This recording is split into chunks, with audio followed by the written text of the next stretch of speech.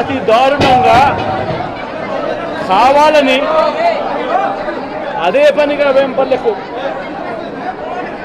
అదే పనిగా ఒక వెహికల్లో వచ్చి దారిలో పోతా ఉన్న పిల్లోడిని బైక్ ఆపి నిర్దాక్షిణ్యంగా కొట్టి హాస్పిటల్ పాలు చేస్తూ ఉంటే ఏమి సాధిస్తూ ఉన్నారు? ఇంతవరకు పులివెందుల్లో ఎప్పుడు ఇలాంటి సాంప్రదాయం లేదు. ఎన్నో ఎన్నికల్లో చేశారు.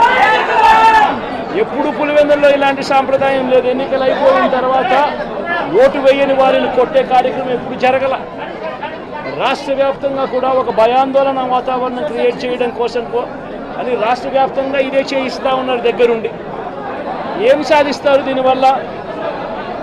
మీరు వేసే ఈ బీజం చేసే ఈ చెడు సాంప్రదాయం